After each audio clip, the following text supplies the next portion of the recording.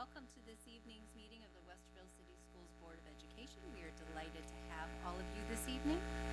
This evening's agenda will be displayed on the screens in the front of the room. There will be two opportunities this evening to address the board, the first being agenda item 6.1. The first set of public comments is relative to agenda item 7.1 through 11.3. Please state the agenda items you're referencing at the beginning of your comments.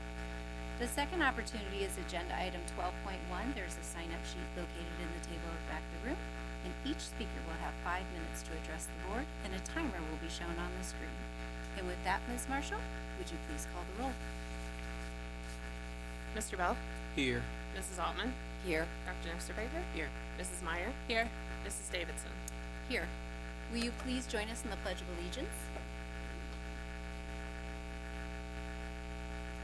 I pledge allegiance to the flag of the United States of America and to the republic for which it stands, one nation, under God, indivisible, with liberty and justice for all.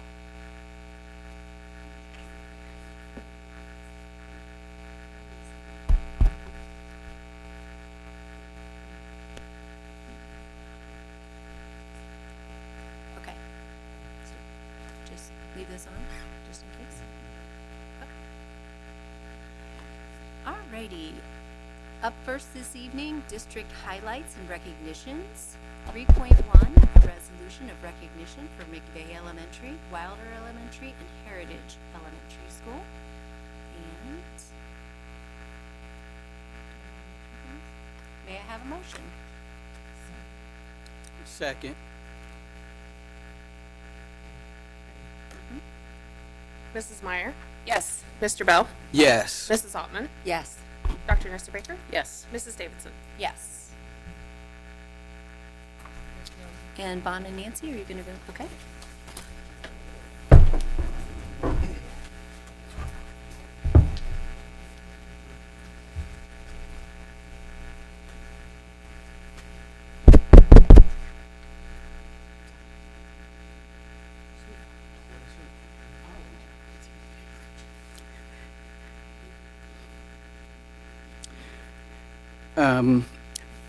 Good evening, President Davidson, Vice President Meyer, members of the board, Ms. Marshall, and Mr. Hershiser.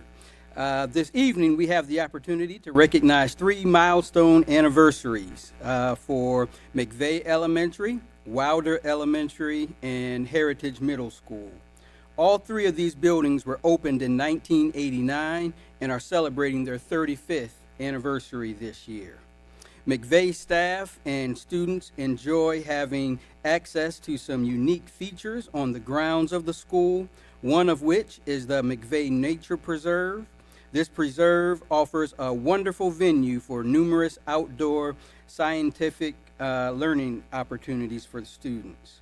McVeigh's grounds are also home to the Knox Metzger Log Cabin, a historic one-room structure that was once home to William Henry Faust, the first black graduate of Westerville City Schools and Otterbein University.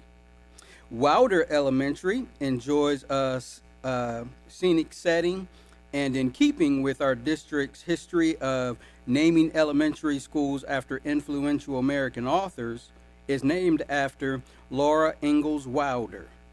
Wilder provides many opportunities outside the classroom to help students grow, such as the K-Kids program and Trailblazers program. These initiatives allow students to work on service projects and build the foundation of their leadership skills. And Heritage Middle School sits on 100 acres of land and enjoys a campus setting with the neighboring Robert Frost Elementary and Westerville North High School. The school's name was chosen to honor Westerville's heritage families who have generations of family members that attended Westerville's public schools. Heritage was named a Ventures for Excellence School and an Ohio Best School in the 1990s. The school's future city team enjoys a legacy of success, having won the National Engineers Week Future City competition in 2008 and the State of Ohio competition in 2018. Each of these three schools has experienced tremendous academic success, defined itself in its own way, and brought great pride to their respective learning communities as well as to our district as a whole. The current principals of these three schools have joined us tonight, and we are pleased to congratulate each of them for 35 years of excellence in educating children and providing them with an outstanding environment in which to grow, learn, and succeed. And so, at this time, I'd like to invite Mr. Fullen, Dr. Hazlitt, and Dr. Tomlin, if you would please come and receive your resolutions from the Board of Education.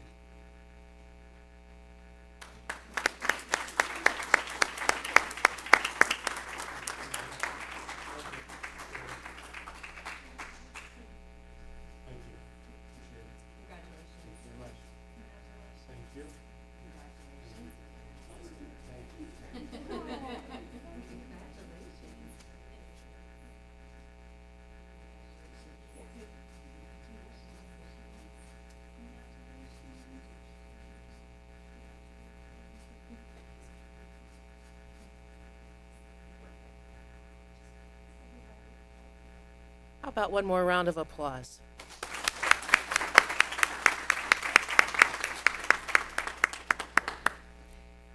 Now, this next item is not on the agenda. It's a surprise. While it is impossible to give an A+ award to everyone worthy of the recognition, for the final meeting of our interim superintendent, there is one very special person who must be recognized. This individual has worked with Mark Hershiser in various capacities for about half of his 34-year career with our district. This person knows him almost as well as his wife Kelly knows him, and equally has had to put up with him during the great times as well as the difficult times. This person has been much more than a colleague or friend. She has been a part of his family for many years. This person has always wanted to remain behind the scenes and, for the most part, has been successful in doing so. Mark has frequently referred to her as the district MVP because she is the go-to person for not only the superintendent's office, but for countless people across the district. Her calm, soft-spoken demeanor, along with her knowledge and willingness to help and support anyone, make her an incredible resource on a daily basis. She has worked directly with Mark for the past 15 years, and that alone should be worthy of his final A+ award. Jennifer Ferris, would you please come forward and accept this well-deserved recognition?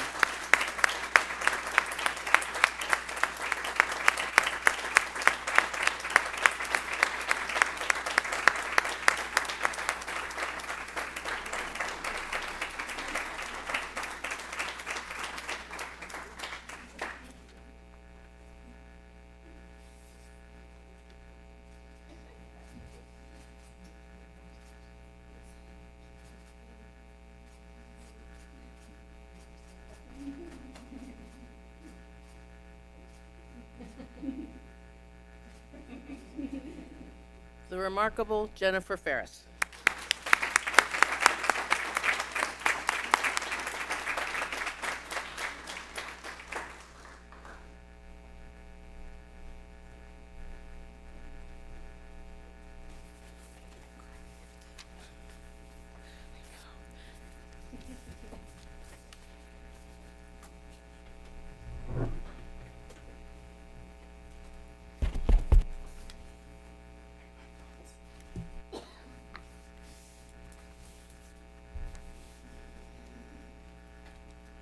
Okay, up first this evening, 4.1, Mental Health and Extracurricular Report, and I'd like to welcome Jesse Martin and Becca Yanni.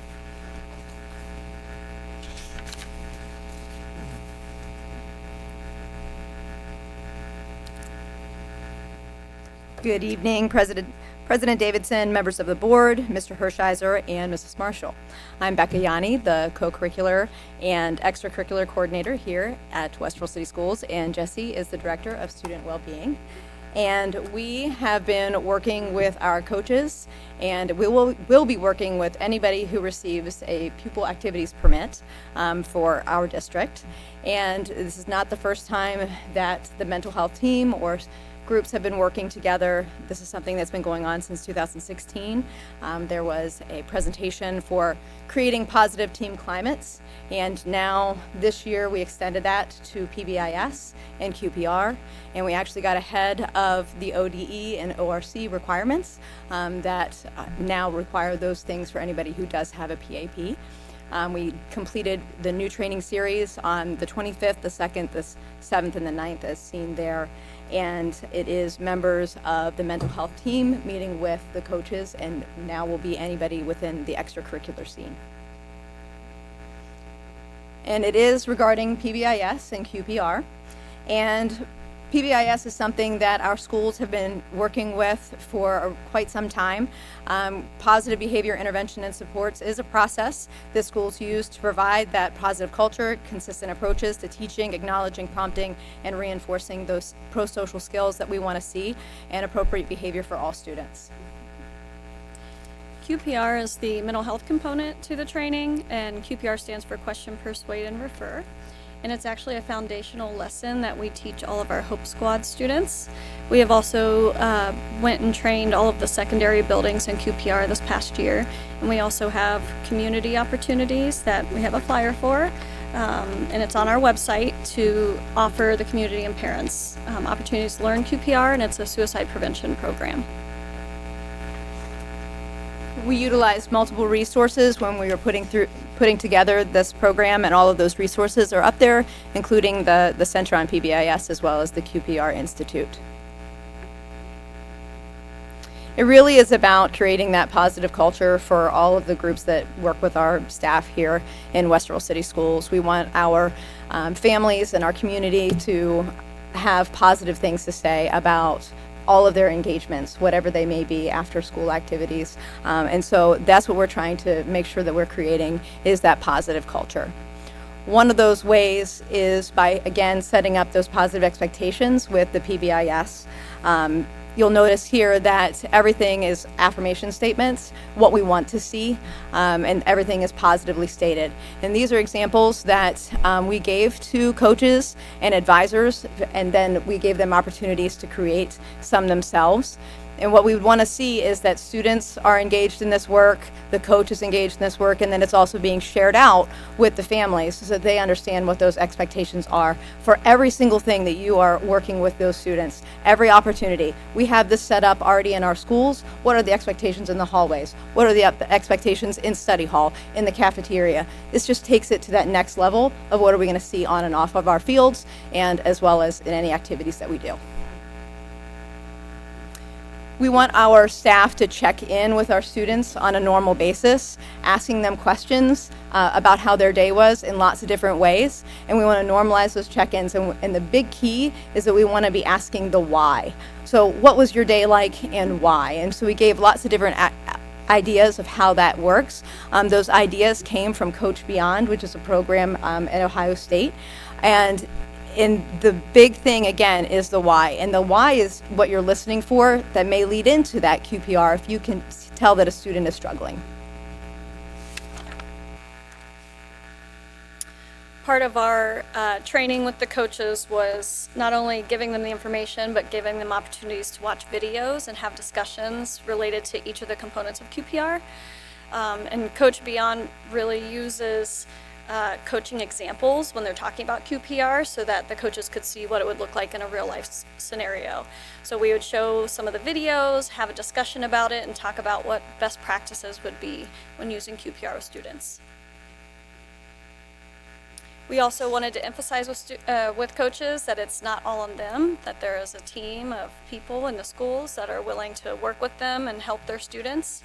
We also talked through what a referral would look like. Obviously, coaches are with students after school hours. So what does those processes look like to get students help? Since that time, we have had at least 4 referrals from coaches to the mental health staff in our schools.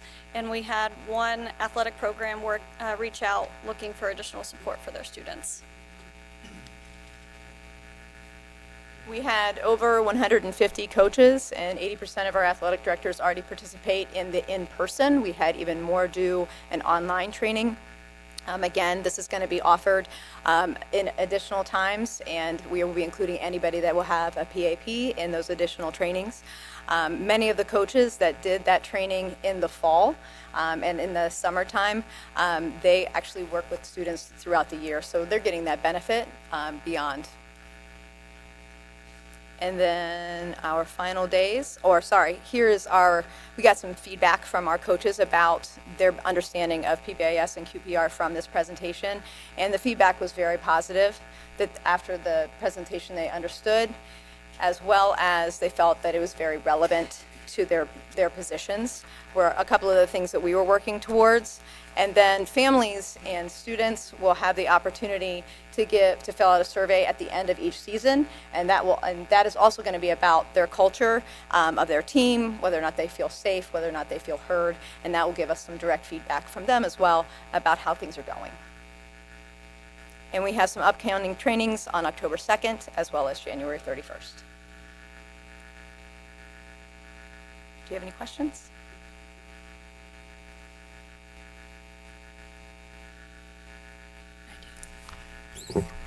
I do, just a couple. So thank you so much for the presentation and the work. It's really important work, so thank you.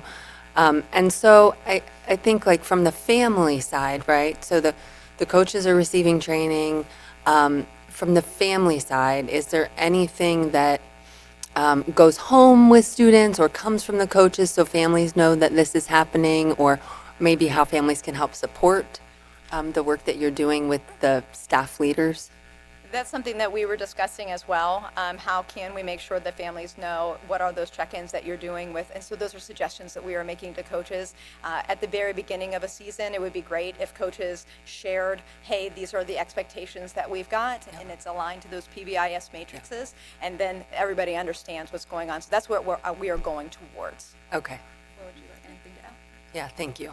Thank you. I just know that families want to support this work, so let's let them do that, right? Yeah, thanks.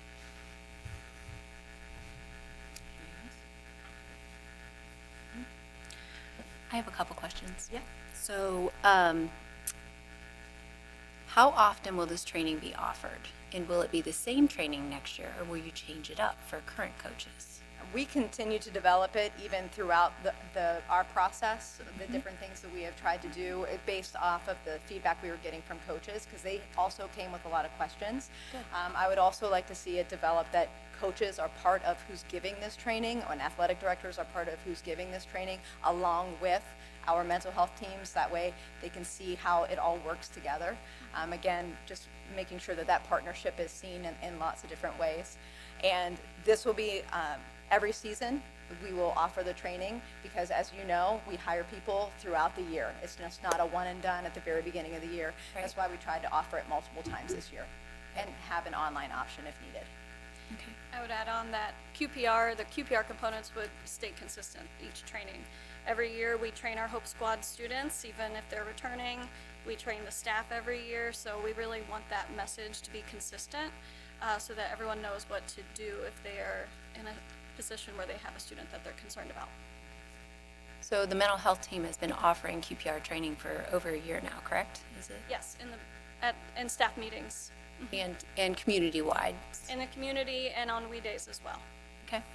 And then how do you see, so you had mentioned before that a team has reached out for extra support.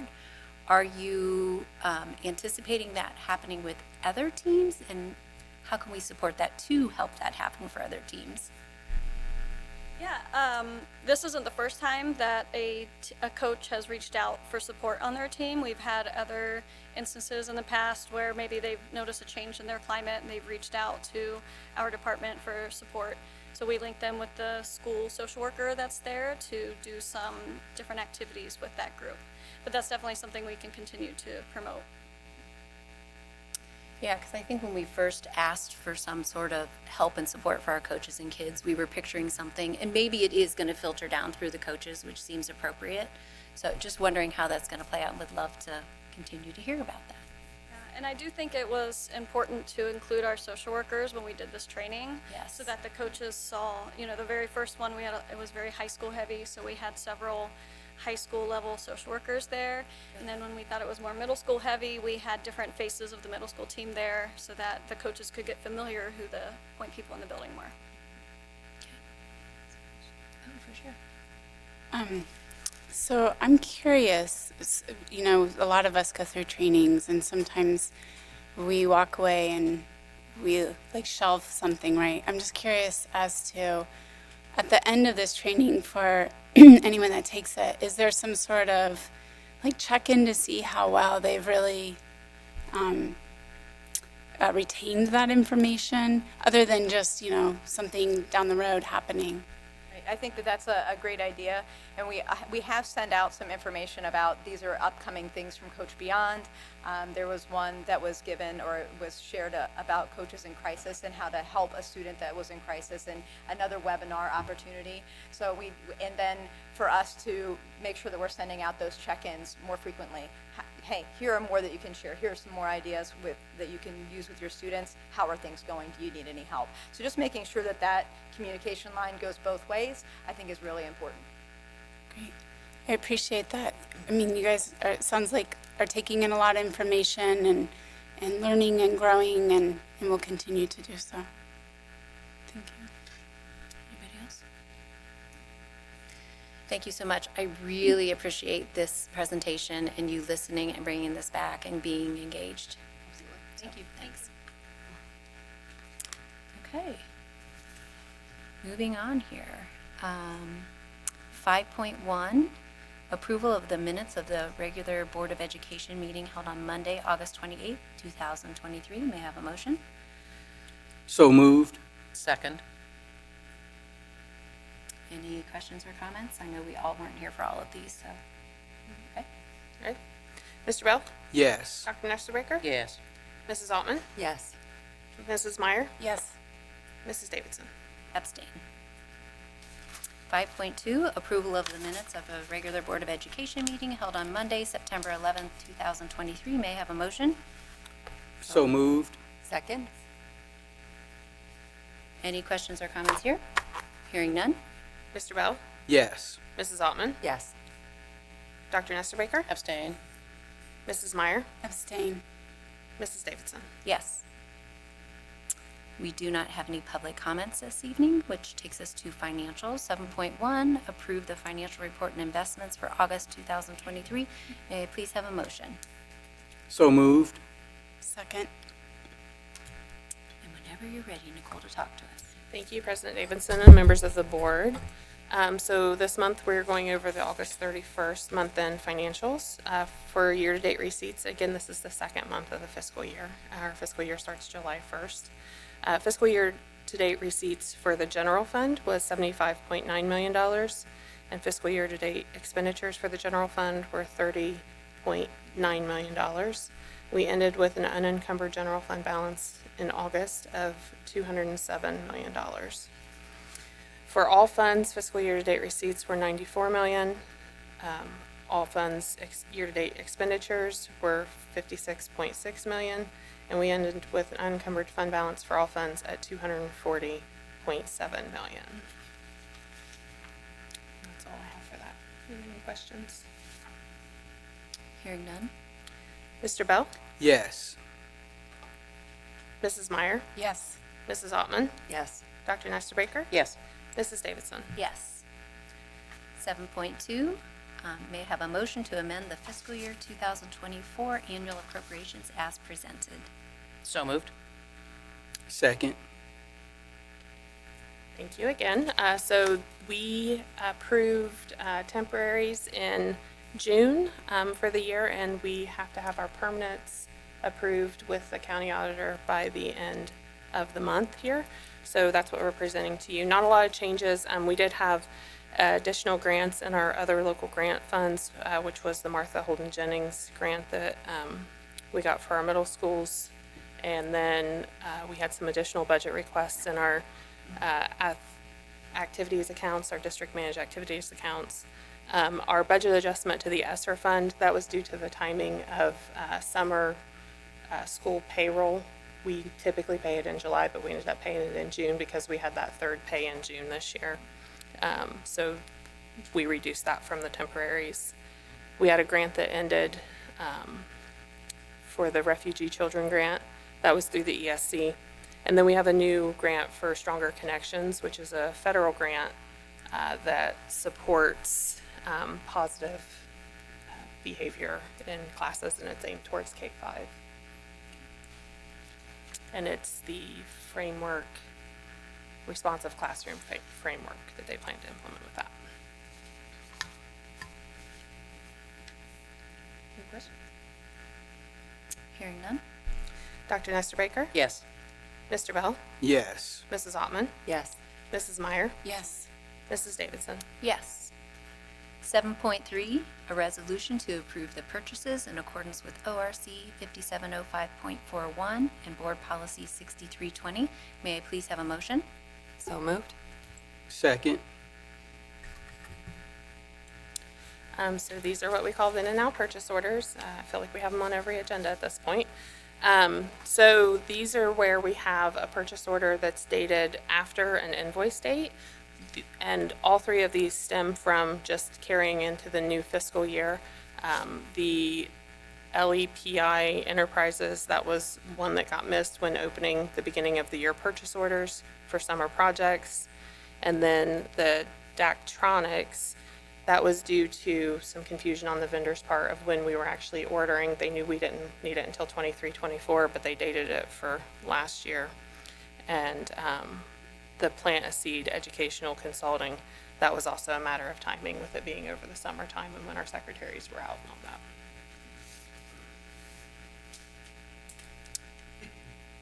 Nope. Hearing none? Mrs. Ottman? Yes.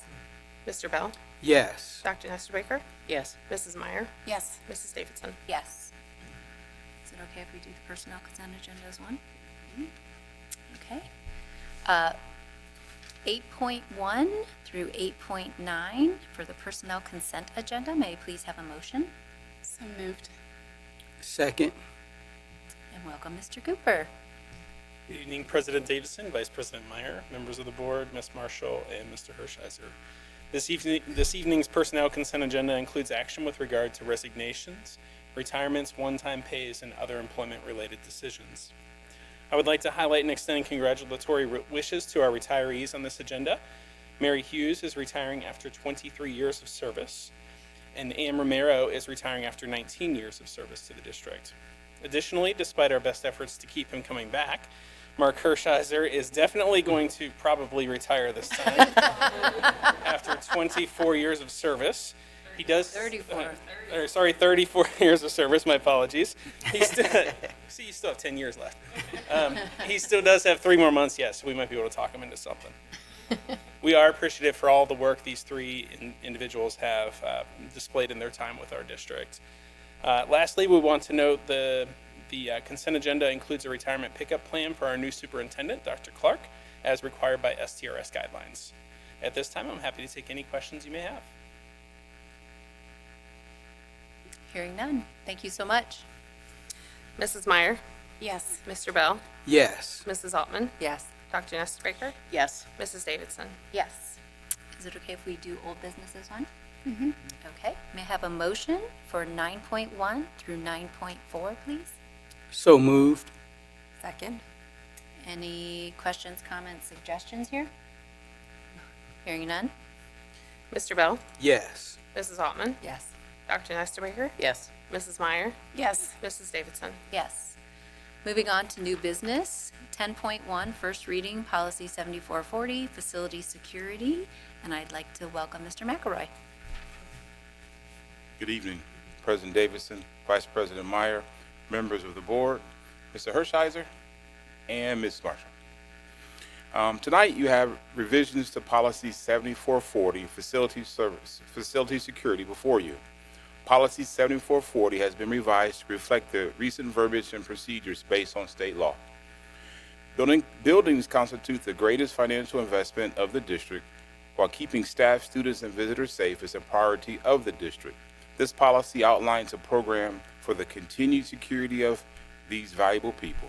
The district has invested in secured entries, visitor management system, identification badges for staff and students, etc. Therefore, this policy continues to support our safety efforts and addresses those who wish to intentionally circumvent our efforts. Thus, it is recommended that the board adopt the changes in policy 7440 as written. Any questions or comments?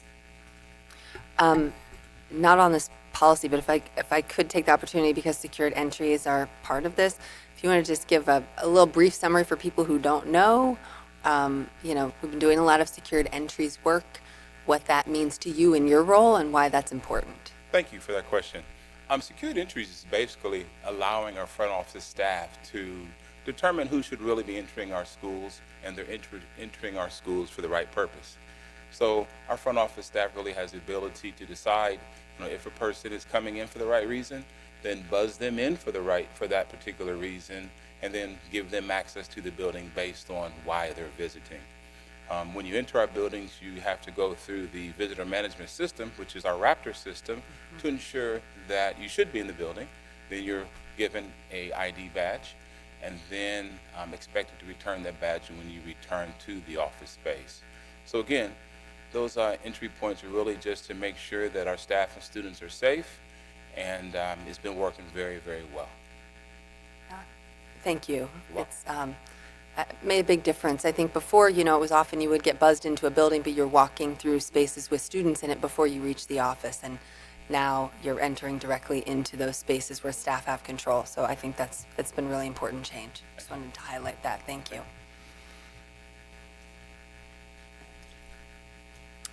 Okay, thank you very much. Okay. 10.2, first reading, policy 9160, public attendance at school events. And Ms. Marshall's going to talk to us.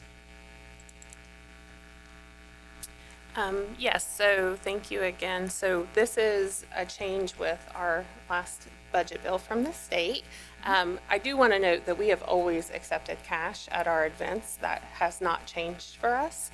It's always been a district practice to accept cash. That's always been the expectation.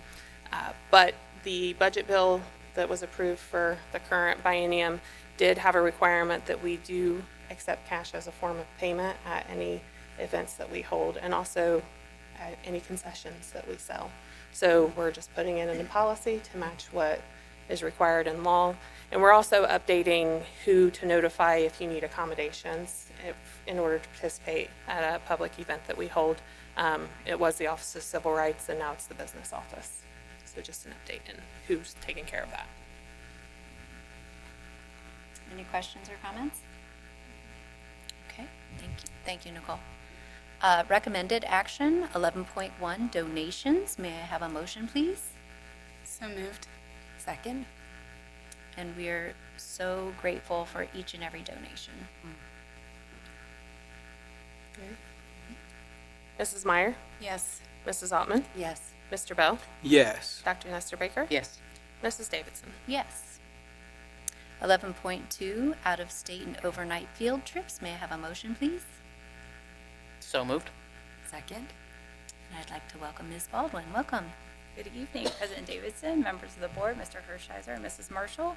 I have one field trip request for your consideration this evening. This is for our Westerville North varsity cheerleading team to compete at the National High School Championship in Orlando, Florida, and it will take place in February. Students will miss a couple of days of school. This has been one event that they've qualified for in the past. And I'm happy to answer any questions you may have. Hearing none. Right. Thank you so much. Dr. Nestor Baker, Yes. Mrs. Altman, Yes. Mr. Bell, Yes. Mrs. Meyer, Yes. Mrs. Davidson. Yes. 11.3, MOU, first addendum, SRO 2023 through 2028. And, oh, Mr. McElroy's back. May I have a motion? So moved. Second. It's okay.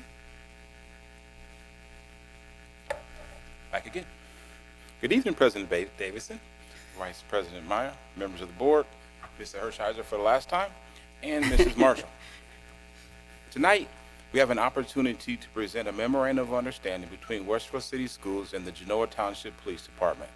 This MOU adds language to our current MOU between Westerville City Schools and the Genoa Township Police Department pertaining to the use of therapy dogs by its assigned school resource officers. The school resource officers assigned to Genoa Middle School and Westerville Central High School will have a therapy dog assigned to each of them. Rocky and Maverick, English labs, have completed over 100 hours of training with their handlers and have received the following certifications: AKC Star Puppy, AKC Community Canine, Advanced Canine Good Citizen, and Alliance of Therapy Dog certifications, which are renewed yearly. Additionally, the school resource officers are dedicated to serving Westerville City Schools students, staff, and visitors to help build positive relationships and provide therapy to students and staff who may need it. Thus, it is recommended that the board adopt the changes to the memorandum of understanding as written.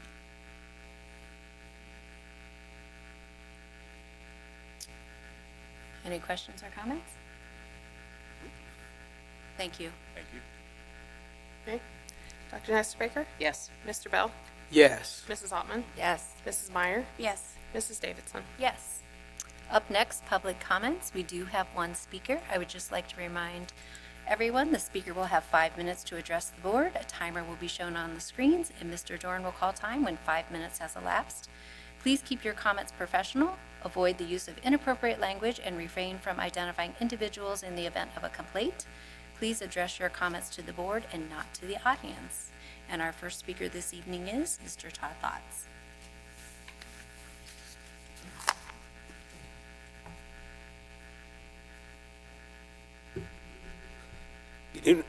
Excuse me. Good evening, Mr. Hershiser, Ms. Davidson, School Board. My name is Todd Lotz. I'm the husband of an employee that works for Westerville Schools, and I'm also the father of a daughter who is now a current 6th grader at the New Minerva Park Middle School. My daughter has also, for many years, been a victim of continuous bullying that's occurred since she was at McVeigh Elementary School. As many of you know, I've sent multiple communications over the years, and now that my schedule's changed, I'm able to be more involved with what goes on within the district.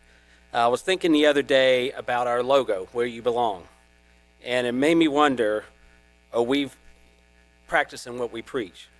I've seen many a school board meeting online over the years, seen multiple parents speak out about many of these same concerns, and I've also seen responses basically, thank you for sharing, and not seeing any tangible action.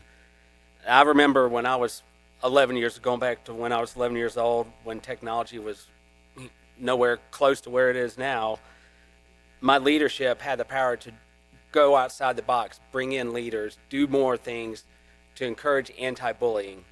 Today's society is much, much worse.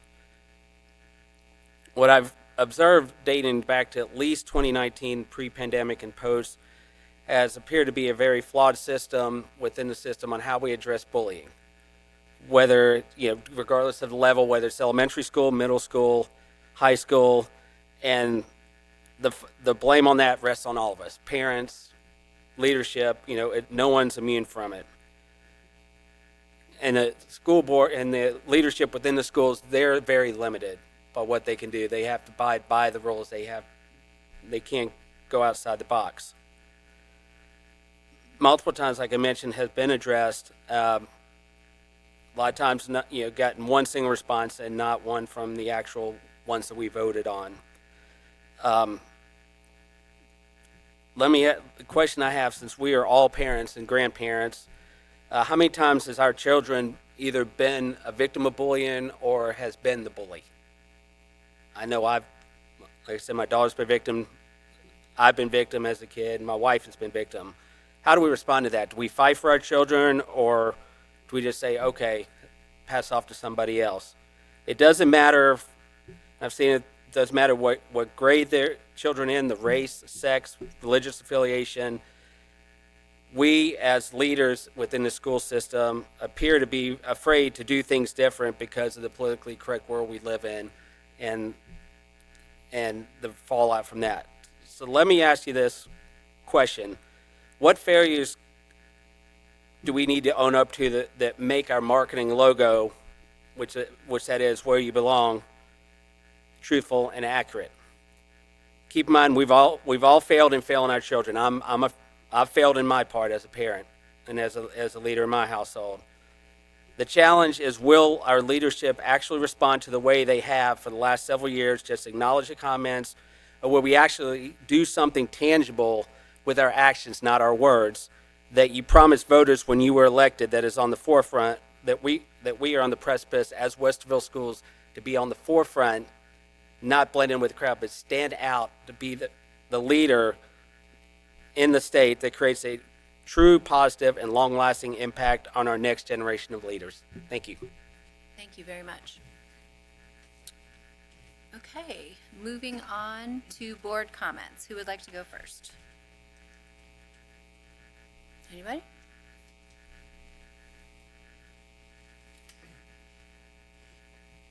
I will. I'll keep mine brief this evening. Want to congratulate all of our retirees and thank you for your many years of service. Also want to congratulate our the three schools that were recognized this evening, and certainly want to celebrate with Jennifer on her her well-earned A+ award this evening. Thank you for all that you do.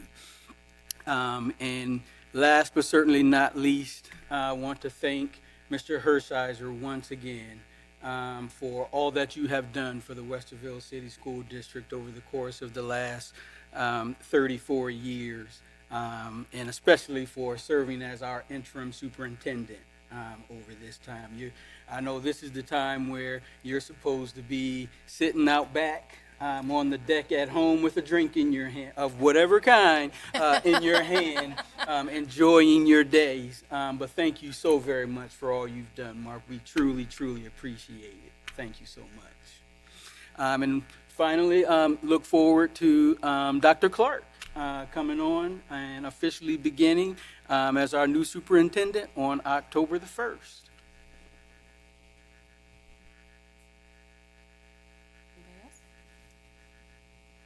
Well, Vaughn hit all of them, but thank you for that. But I do feel like it's important for just to say thank you. I know that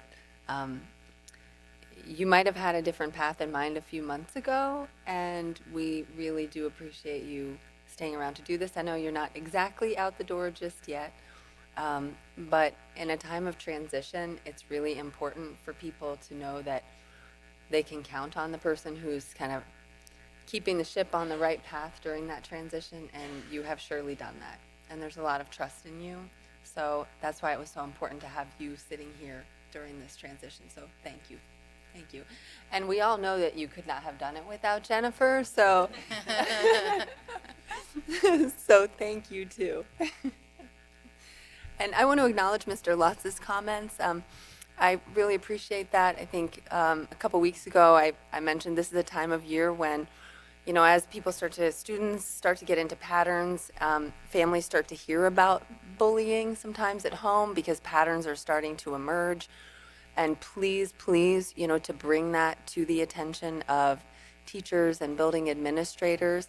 You hit the nail on the head that it is really it's a big problem, it's a school problem, it's a family problem, it's a community problem, and I think, you know, really being creative about how we can address bullying. We all just need to do that because it's pervasive. So appreciate you coming to speak tonight.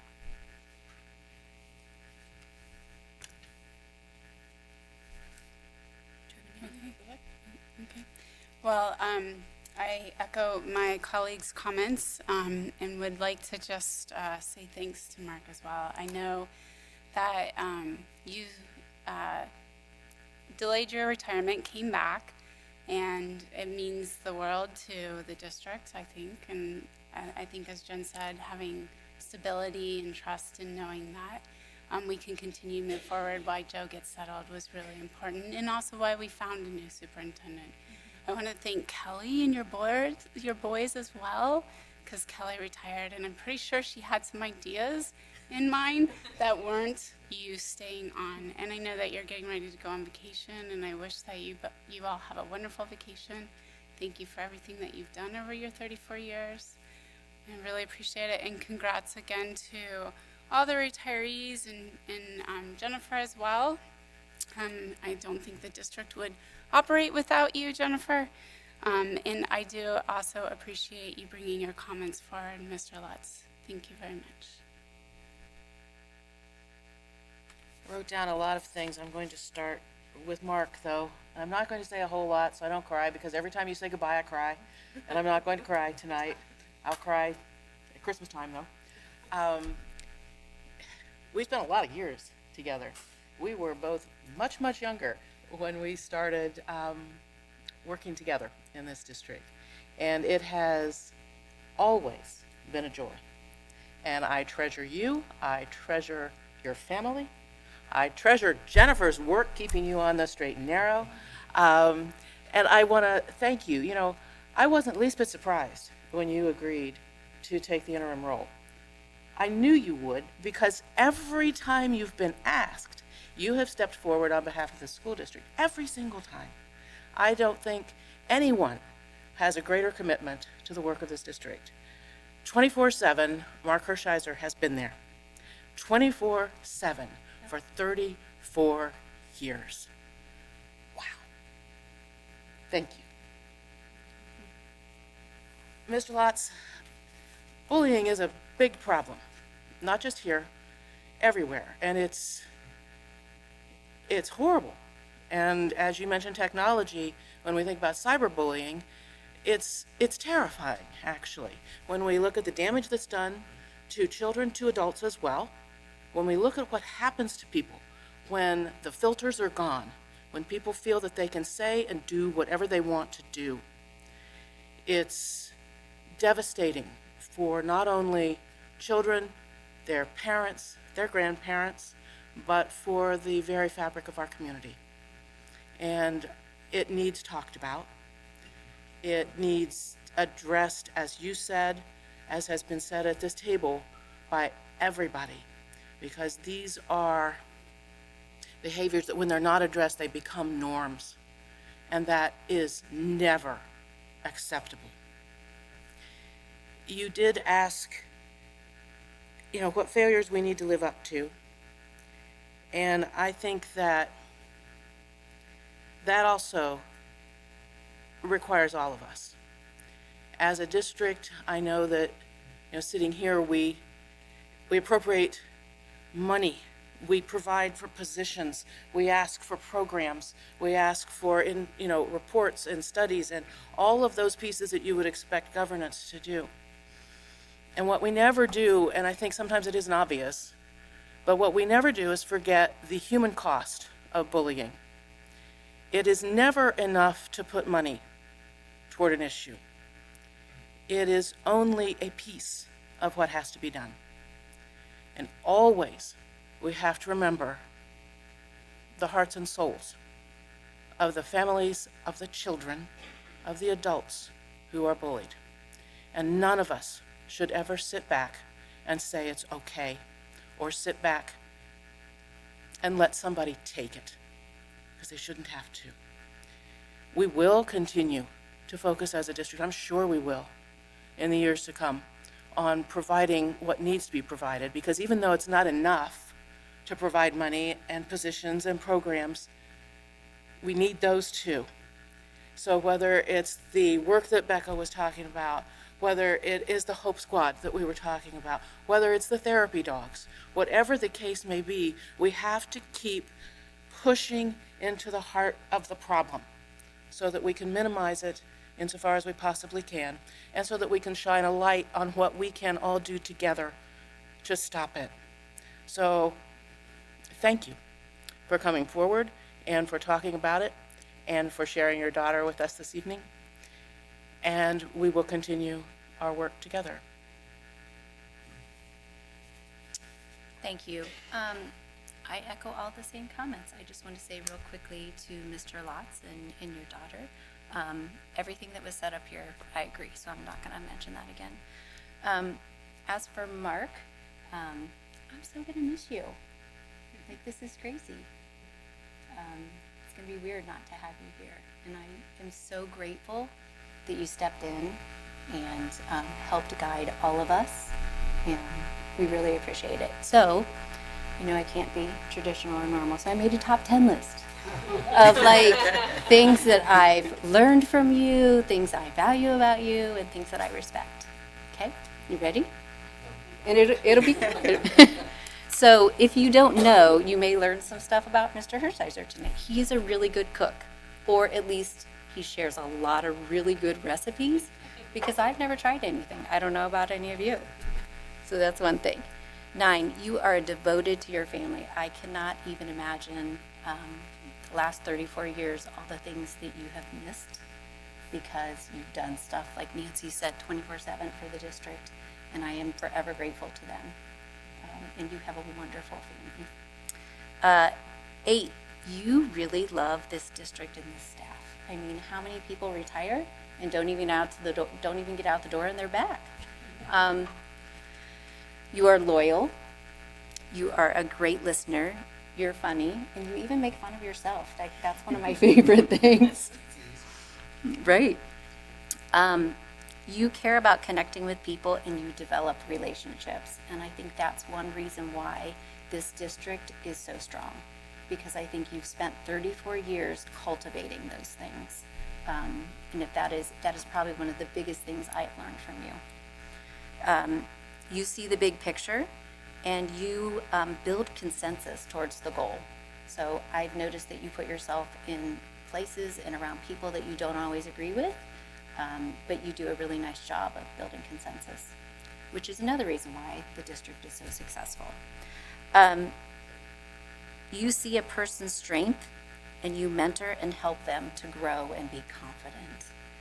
I think over the last 10 years, I've really watched you. You've always done it, but you've really grown into this role, and it's beautiful. Like, it's really beautiful, which takes me to number 1. You always highlight everyone else around you. You don't like to be the center of attention, which is interesting for this role, right? But you are always building everyone else up around you, and I'm super grateful. So, see, that wasn't bad, right? Could have been a lot worse. I had a funnier one, but I'll email that to you. Okay. So, moving on. Dates, times, and locations of the next meeting. The board will meet in regular session on Monday, October 9th, 2023 at 6 p.m. here at the Early Learning Center. And with that, may I have a motion to adjourn? So moved. Second. Mr. Bell? Yes. Mrs. Meyer? Yes. Mrs. Altman? Yes. Dr. Nestor Baker? Yes. Mrs. Davidson? Yes. And we're adjourned.